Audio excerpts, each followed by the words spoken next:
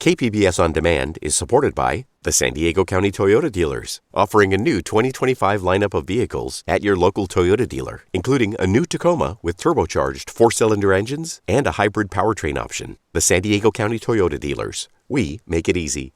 Star Wars is such a fixture in the pop culture firmament that it's sometimes hard to remember how challenging it was for George Lucas to make it. When I did Star Wars, I had an idea of doing this crazy 1930s serial action-adventure film, and the idea was it would be very, very fast-paced and very exciting. The problem was there really were no special effects facilities at that time. So I was sort of forced to start my own company. 2 new docuseries look back to the making of Star Wars and the founding of Industrial Light and Magic. So get ready to travel back to a long time ago in a galaxy far, far away. Welcome back to listener-supported KPBS Cinema Junkie. I'm Beth Accomando.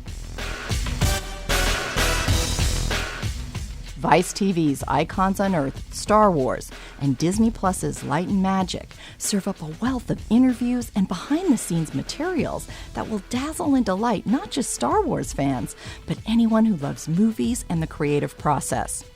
Icons Unearthed boasts the first on-camera interview with Lucas's ex-wife and the Oscar-winning editor of A New Hope, Marcia Lucas, while Light and Magic was made by Lawrence Kasdan with the full support of Lucasfilm and access to its archives. Both shows take a deep dive into the Star Wars franchise and into what Lucas had to do to get his vision on the screen. I'll be speaking with Brian Volkweiss, the creator of Icons Unearthed Star Wars, as well as talking with Star Wars fans whose lives were changed on May 25, 1977, when they saw Lucas's film. But I need to take a quick break, and to lead us into that break, I have an appropriate Share Your Addiction from Comic-Con attendee Tristan R. Wren. My name is Tristan Wren. I'm from San Diego, California. And honestly, I have been obsessed with The Mandalorian ever since it premiered. I'm in the costume right now. My helmet's right back here. And honestly, we've kind of just been preparing for this for a couple of months now. Obviously we had to do some last minute adjustments as well. Actually, right here on the convention floor, we had to do adjustments. But honestly, Star Wars has kind of just been our main obsession for a while now. Ever since Disney Plus launched and ever since they got The Mandalorian, we kind of just been, absorbing the Star Wars content whenever we can. Whether it be fan projects or official stuff from Disney themselves. My dad's right here as well. He's in costume. He probably doesn't want to talk. Ever since I was a newborn, actually, he's gotten me into Star Wars. My first movie was actually The Phantom Menace. I don't know, maybe 6 months after I was born, he was bringing me to the theaters to watch The Phantom Menace. That was my first movie ever. And we've just been keeping up with the franchise ever since. Collecting all the figures, collecting all the helmets, making our own stuff as well. This isn't our first Star Wars cosplay, though. We actually were as Jedi, we were Sith, and now we're Mandalorians, and we don't know what we're doing next. Maybe the most intricate costume we can get is probably Jabba the Hutt or something.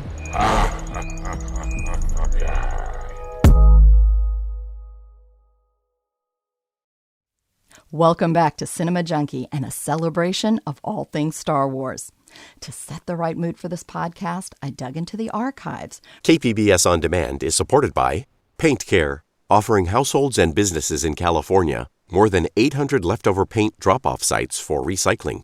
Quantities of 100-plus gallons of paint may qualify for a large volume pickup. Learn more at paintcare.org. For one of my favorite projects, a collection of interviews I did with people who saw Star Wars on the weekend it opened in 1977 and have been fans ever since.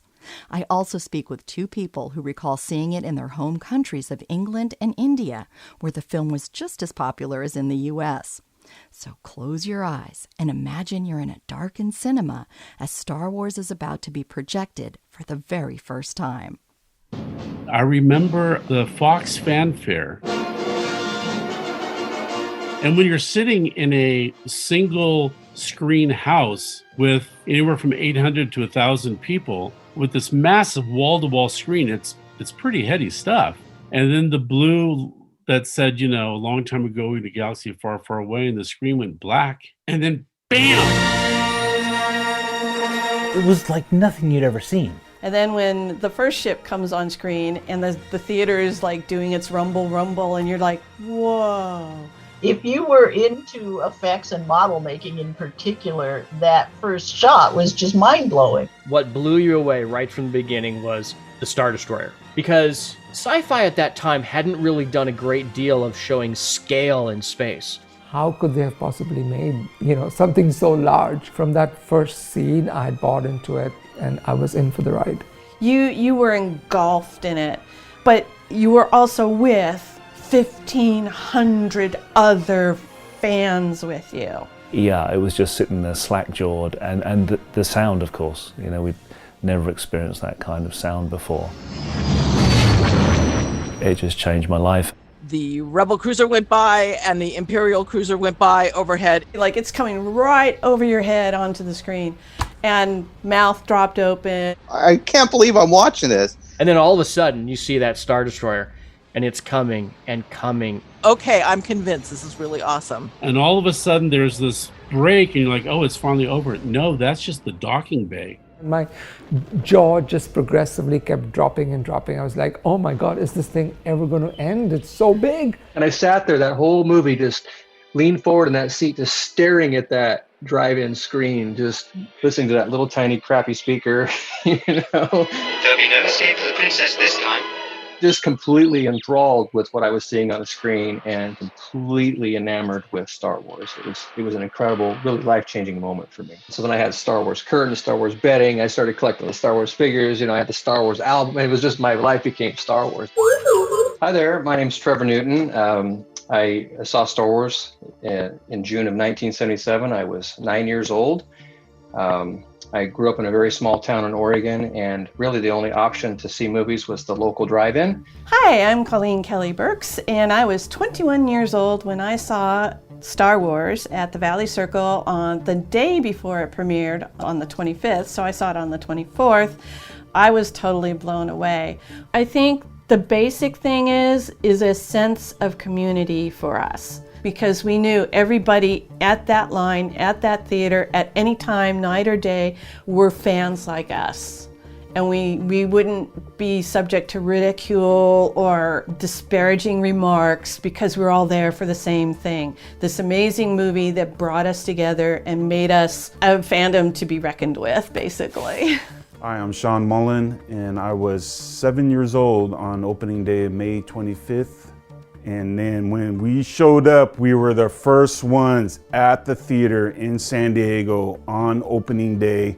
So around the second or third time we went to see Star Wars, we're standing in the long line. So I was curious where the movie was at that was showing inside. So I went to the exit doors and I put my ear to the door, and I could hear Darth Vader and Obi-Wan having the saber duel, and I would give my parents an update. Hi, I'm Julian Mushkin, and I was 11 years old when I first saw Star Wars in 1977. It was so packed already that I had to sit by myself off on the right-hand side of the aisles because we couldn't find any seats together. But once the movie started, I was just mesmerized. So my name's Gary Dexter. I grew up in the United Kingdom. I was 9 years old when what we now know as Episode 4, A New Hope dropped. What was interesting about the UK is at that time we got all of our big movies at least 6 months later than the US, and so we had an additional 6 months plus of hype and marketing. And so by the time the movie actually came out and I got to see it, I was on the verge of exploding.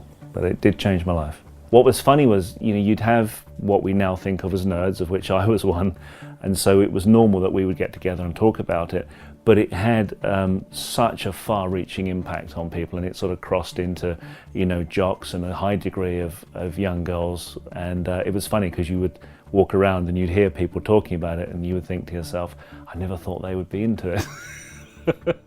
Hi, I'm Yazdi Patavala, and I was about 9 years old when I first watched Star Wars. It was at the Sterling Cinema in Mumbai, in India. I remember just being in awe of it, and I'd gone to watch the movie with my family, and I think when I was that age, at least in India, you never went and watched with your friends or your neighbors. You always watched with your family. I got a bad feeling about this. Even though I was 9 years old, there were parts of it which were pretty scary to me. Like to this day, I remember there's that one scene where Luke, Leia, Han, and I think Chewie, they're all in this trash compactor. One thing's for sure, we're all going to be a lot thinner. I was terrified. I remember thinking, oh my God, the walls are literally closing in on them. And I remember like being physically scared of it. Like I put myself in their shoes and it was like the worst thing imaginable to me. Listen to them, they're dying, R2. Curse my metal body, I wasn't fast enough. It's all my fault. My poor master.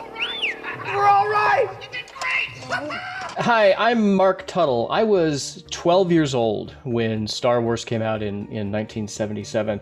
And I think that was the perfect age to see Star Wars. Even though we're dealing with lightsabers and blasters and aliens and other worlds, it looked real. And it made you think it was real because it's like, that ship is filthy. Look at the X-Wings. I mean, would you really want to fly in that? Hey, I'm Lisa Morton. I was all of 18 years old when I first saw Star Wars. I saw it on opening day at the Valley Circle Theater in San Diego.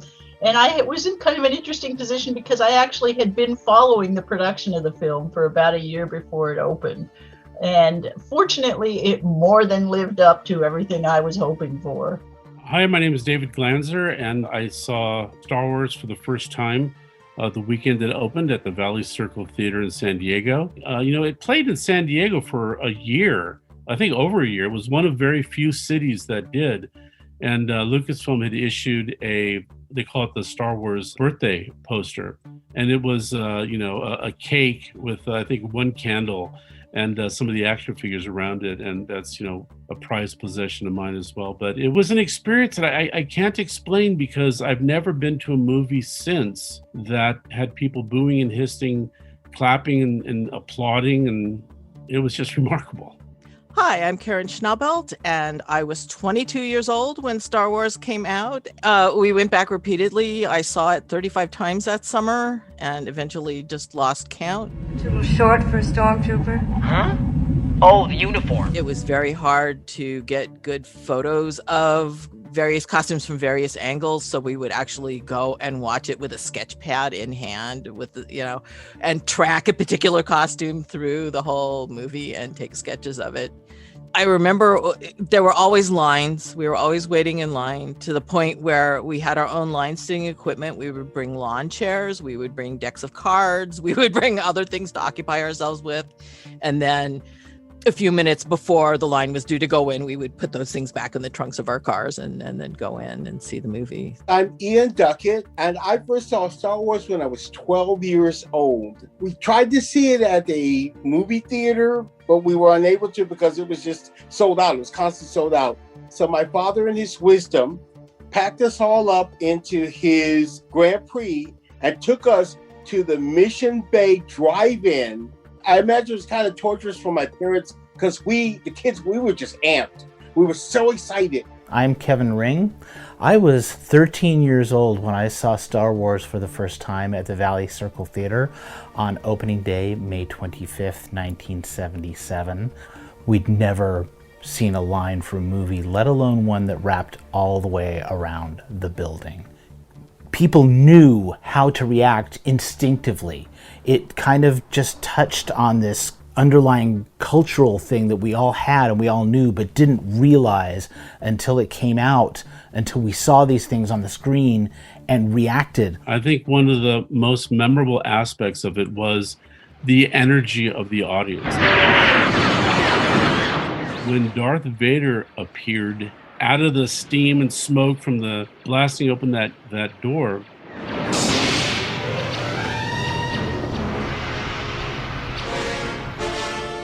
you had this character that was all in black, wearing a helmet that was reminiscent of a World War II German helmet. You figured he was bad, and everybody was booing and hissing. Booth, and that was just like, whoa, I'm not the only one that wants to make noise at this. That kind of set the tone for the whole rest of the film. It was awesome. It was a communal experience for those 800 or however many people in that theater. It was transformative. It really was. I don't think I've been at a movie where people cheered like that for things. It was just an absolutely different experience. And it changed everything. I remember the first time they showed the Millennium Falcon going hyperspace, and the crowd was hooting, hollering, go, whoa, wow, you know. Of all the places I've watched a movie, the audience participation has never exceeded that in India. People talk to the screen, people, cheer on, they scream. It's a whole other level of engagement. Come on, buddy, we're not out of this yet.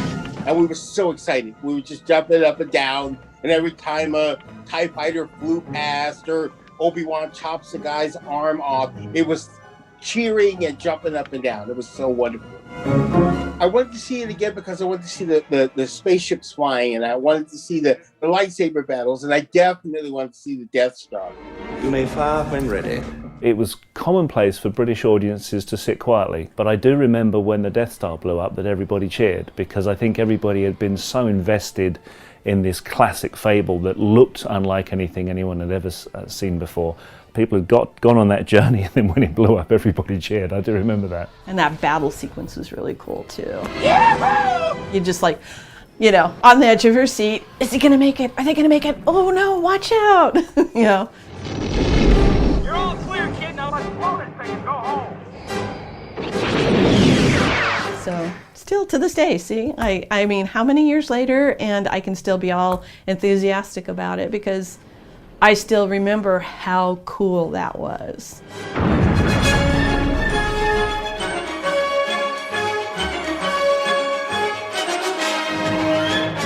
I still remember seeing it 4 times in one day and collecting every filmmaking magazine talking about how the special effects were done. I was also a card-carrying member of the fan club and still have the Bantha Tracks newsletters. I need to take one last break, and then I'll be back with my interview with Brian Volk-Weiss, creator of Icons Unearthed Star Wars. And to take us into the break, here's the trailer for the docuseries. A long time ago, in a studio far, far away, a culture-defining franchise was born.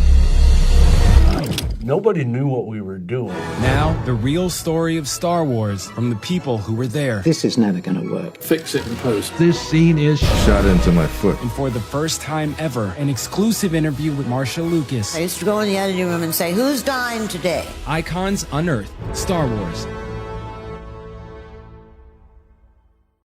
KPBS On Demand is supported by Paint Care, offering households and businesses in California more than 800 leftover paint drop-off sites for recycling.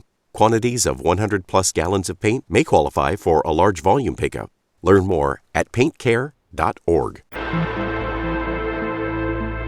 Welcome back. Icons Unearthed Star Wars arrives on the heels of Paramount's The Offer, a drama about the making of Francis Ford Coppola's The Godfather.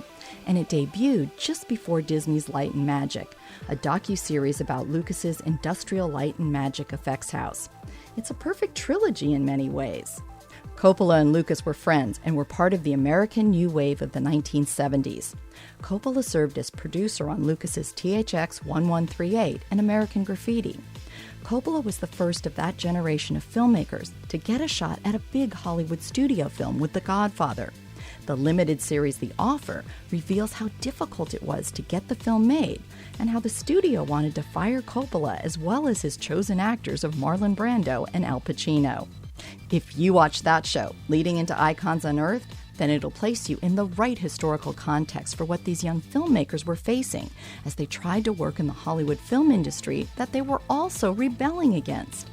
Movies were changing in the 1970s, and filmmakers like Coppola, Lucas, Steven Spielberg, Martin Scorsese, and Brian De Palma were catalysts for those changes. Both The Offer and Icons Unearthed remind us that the filmmakers we see as established masters now were concerned that they might be fired off the films they were creating. And they were working under enormous pressure to stay on budget and on schedule, even when everything was in chaos. And then, coming out of Icons Unearthed, audiences will be able to check out the show Light and Magic, which debuted July 27th on Disney+. That show focuses exclusively on Lucas's Industrial Light and Magic, the company he created to do the special effects on the first Star Wars film. Here's the trailer. Visual effects create the magic that makes people want to go to the movies. Movies are special effects. We start with an empty frame. Anything is possible. As audiences see through the illusion, the bar just raises. How do we do this now? How do we make this look great? I leave it to the geniuses at ILM.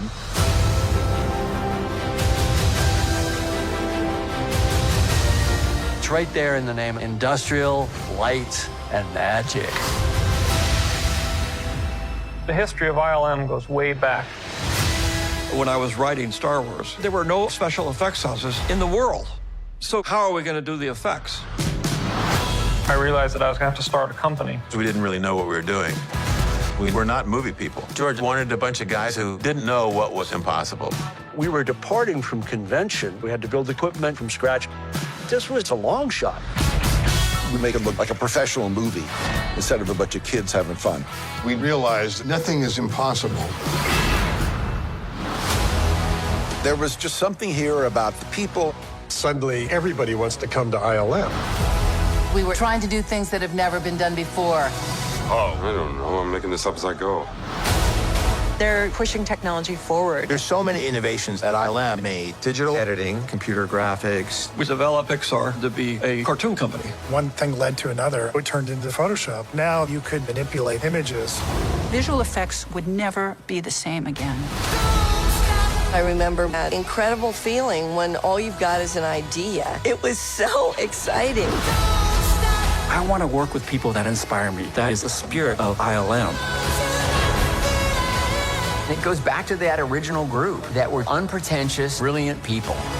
That was our family. We enjoyed each other's company. Yes, we water slided. Yes, we were immature, but nobody worked harder. We were the Rebel Alliance. We get a glimpse of how Industrial Light and Magic, or ILM, started in Icons Unearthed. But since Light and Magic is produced by Disney and Lucasfilm, the show obviously has access to more materials, and to Lucas himself. It's a fabulous show. Seeing what these people were able to create is just inspiring. Icons Unearthed is produced and directed by Brian Volk-Weiss, who also created the shows The Toys That Made Us and The Movies That Made Us. All three delightfully tap into our geeky obsession with pop culture. Icons Unearthed will spend 6 hours exploring the Star Wars films from Episode 1 to 6. The first 2 hours of the series look to the origin of the franchise, the film that is now known as A New Hope. Although the film turned out to be a financial blockbuster, Lucas was rejected by 2 studios before 20th Century Fox finally greenlit it.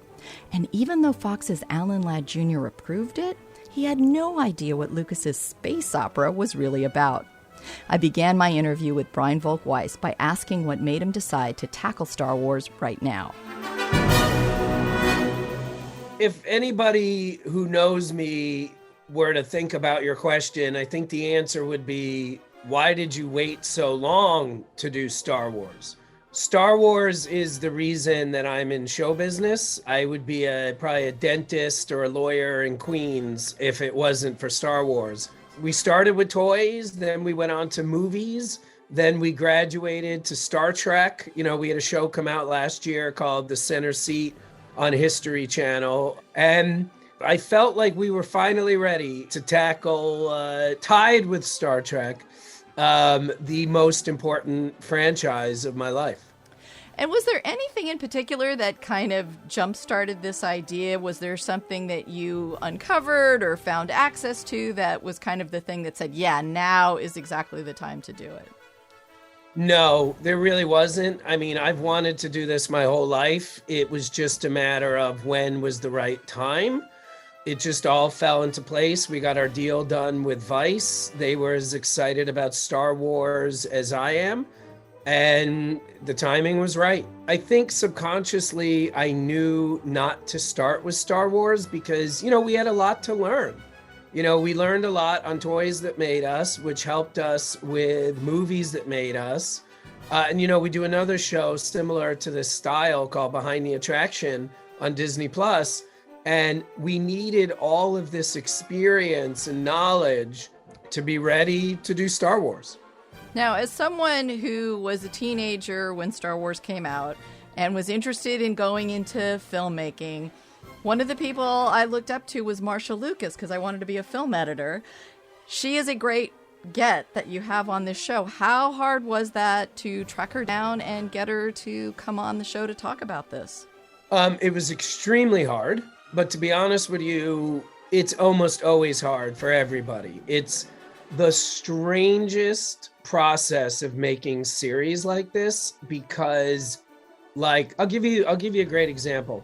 In the Aliens episode of Movies That Made Us, we got Sigourney Weaver. We went to her agent, we went to her manager, we went to her publicist, everybody said no.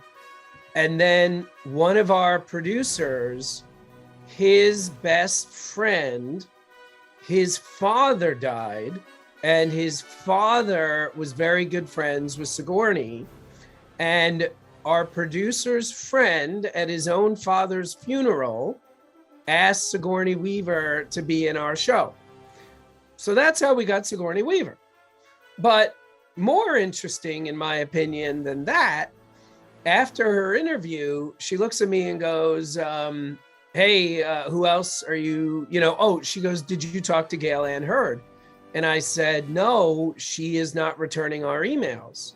And Sigourney was like, what? Hold on a second. And literally called Gail. I'm watching her on Zoom, because we filmed her in New York. And she literally called Gail Ann Hurd right in front of me. I heard the entire conversation. And then we were interviewing Gail Ann Hurd 2 weeks later.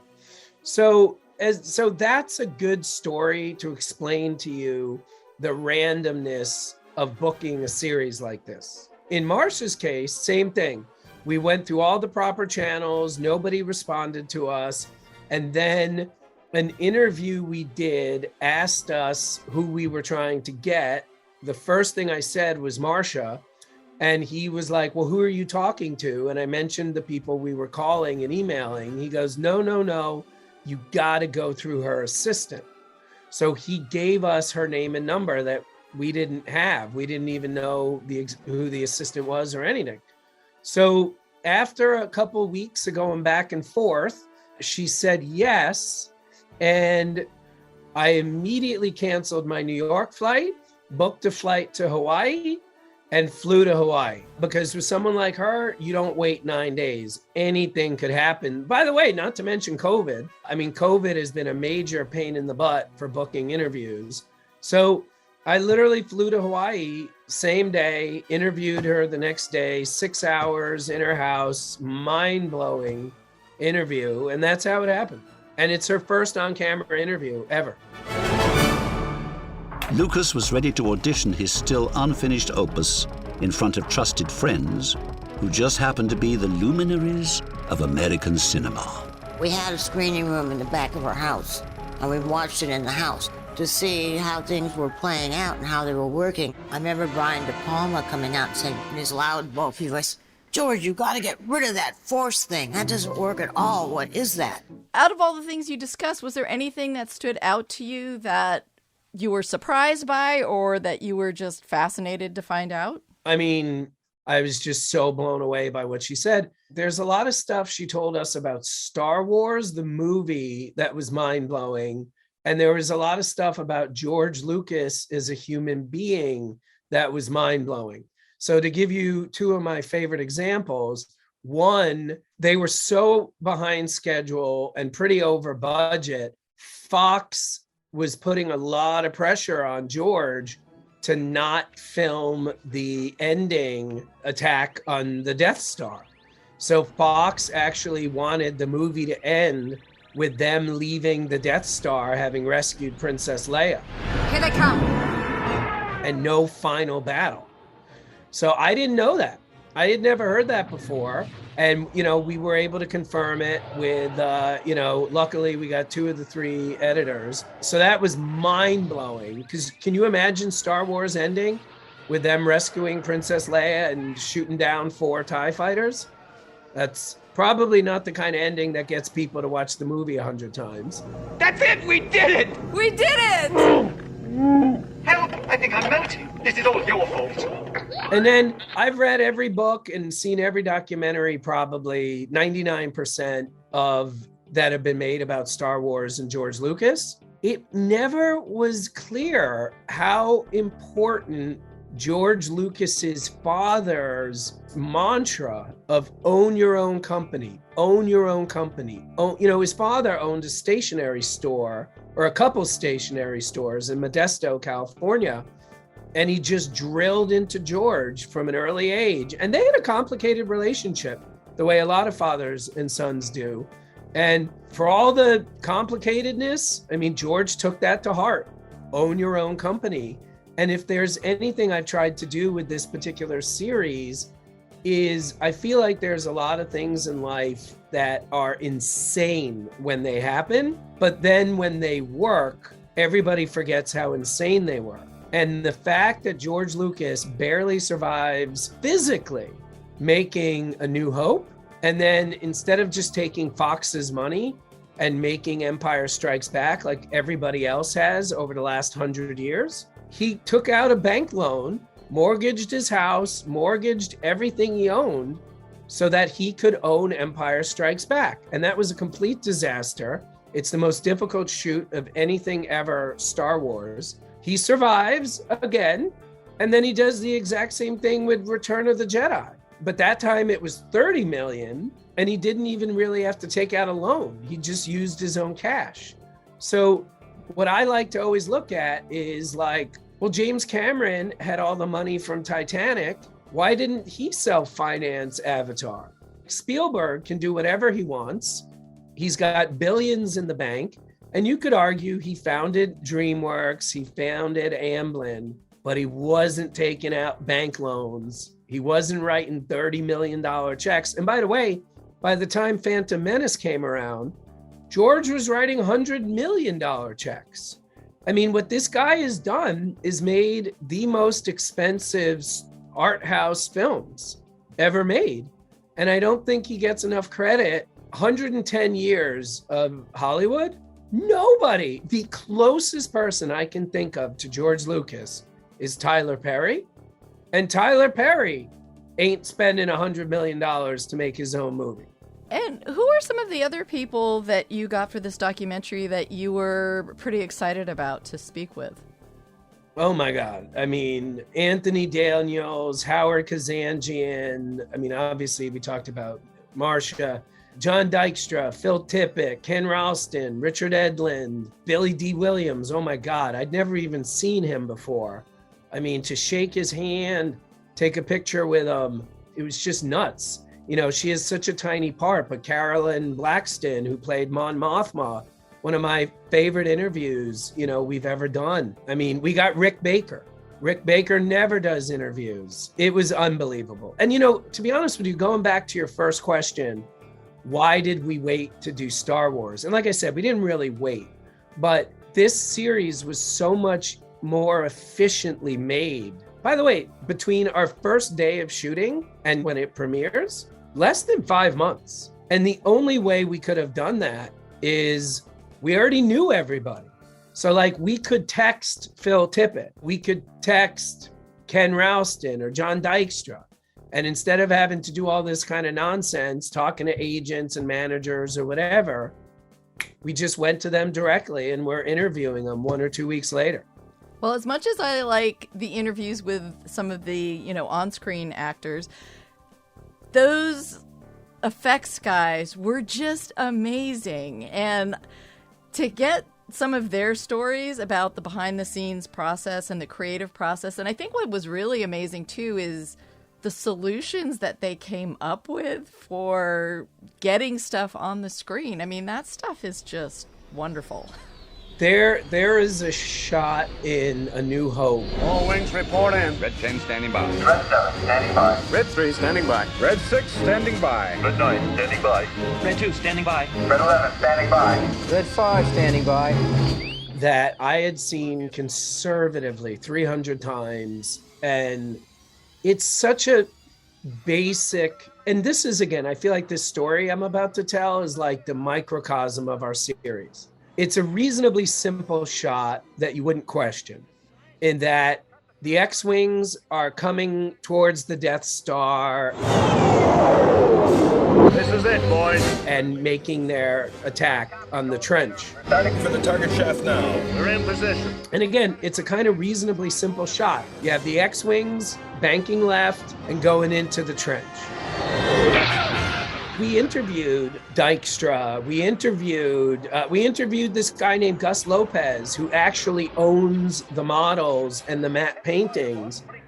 It is the most mind-blowing special effect in the entire movie because they're basically cutting from a matte painting to a model seamlessly.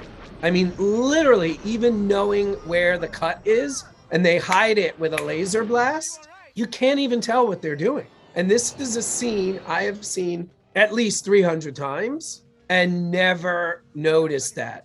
And that's the kind of stuff we're trying to do with our show. We'll have to destroy them ship to ship, get the crews to their fighters. And what was your research process like? If you put this together in 5 months, how did you dig up a lot of these archival images, photos, clips, things like that? Well, 2 answers to your question. If we're talking about research, then I could tell you with barely any exaggeration, we may have shot the show in 5 months, but I personally have spent at least 40 years researching this movie. For example, my bachelor party was in Tunisia, and my friends and I did a 2,000-mile circle going to all the locations from the movie. So this year, that was 10 years ago this month, this year, when we hired a crew in Tunisia to go film what we wanted, I had all my notes from my bachelor party, and I even had pictures, and I even had videos that I had shot. And we sent all of that to the crew, and then they basically, with much better cameras than what I had back then, they replicated what I had already done on my bachelor party. So the research had been going on forever. But the other answer to your question is, because since Toys That Made Us, we have basically been in production on shows like this nonstop for 5 years. We just know what to do. We have a system. We work with the same people over and over again. I would say at least 30% of the people working on this show have been working with us since Toys That Made Us. We can just go fast because we have a shorthand and we've already been through the learning curves. And the plan for this series is, because I only saw the first episode, the plan for the series is to explore all of the Star Wars films, correct? The first 6. The first 2 episodes are about A New Hope, and the last episode is about Attack of the Clones and Revenge of the Sith. Because those movies were made almost simultaneously, for lack of a better term. That's a slight exaggeration, but every episode other than A New Hope is just about the making of the movie. But with A New Hope, you have to explain who's George Lucas, who's Marcia Lucas, what is Fox, what is Kenner. So we had to do all this work setting up the story. There was no way we could do that in 1 hour. And you don't actually interview George Lucas in the show, do you? No, we reached out to his people as always, but understandably, he turned us down. Well, actually, no, he didn't turn us down. We just never heard back. But is Lucasfilm supportive of the series in the sense of allowing for clips and access to things like that?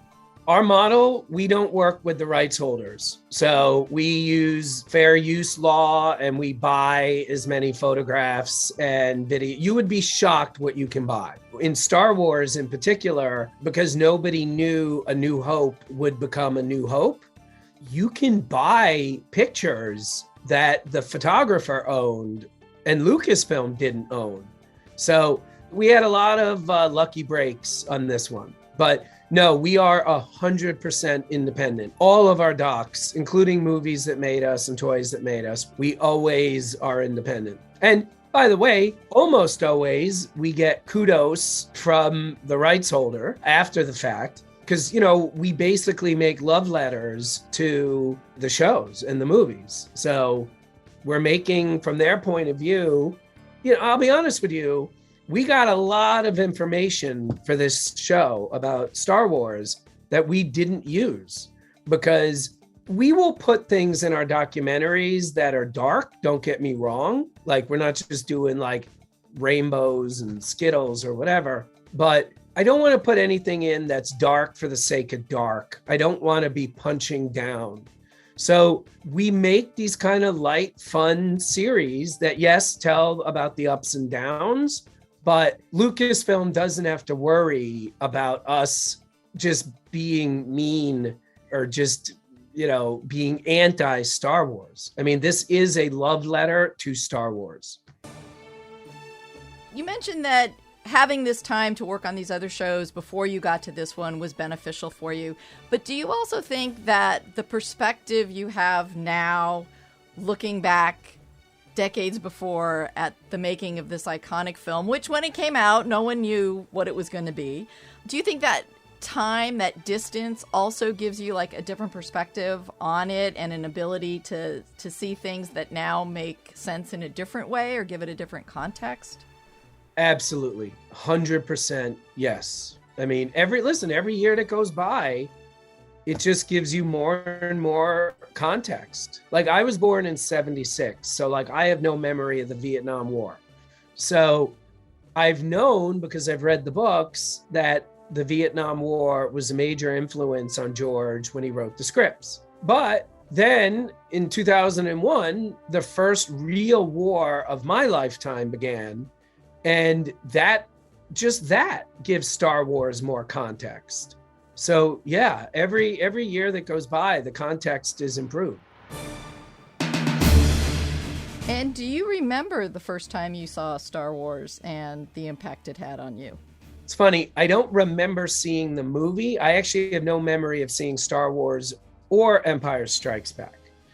I don't remember this, but my mom always told the story that after we saw the movie, I was basically, anybody who would ever ask me, hey, what do you want to be when you grow up? I always said, I want to join the rebellion and, fight the Empire.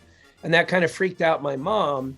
So my mom bought me a book for 5-year-olds that showed the Death Star was not the size of the moon. It was a model that was 8 feet wide.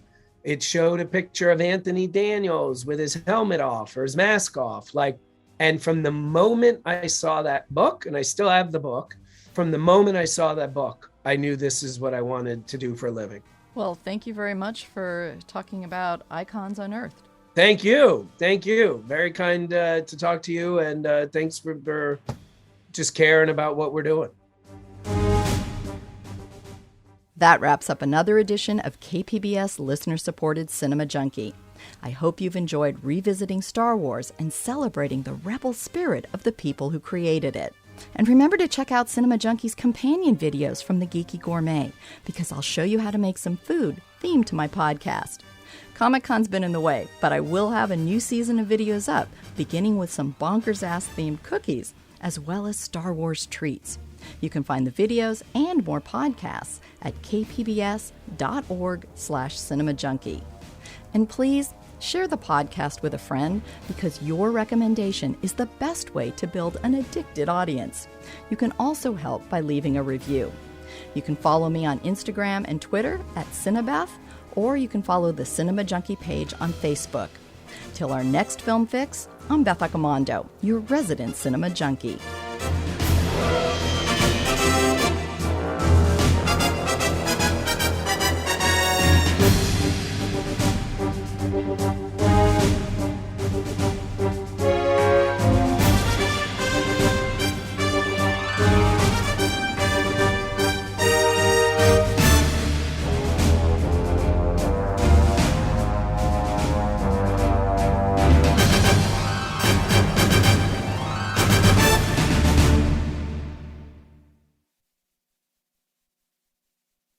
KPBS On Demand is supported by Fleet Science Center's newest exhibit, Survival of the Slowest. See firsthand how nature's smallest, slowest, and weakest creatures can not only survive, but thrive in the wild. Open May 24th through September 1st. Learn more at fleetscience.org.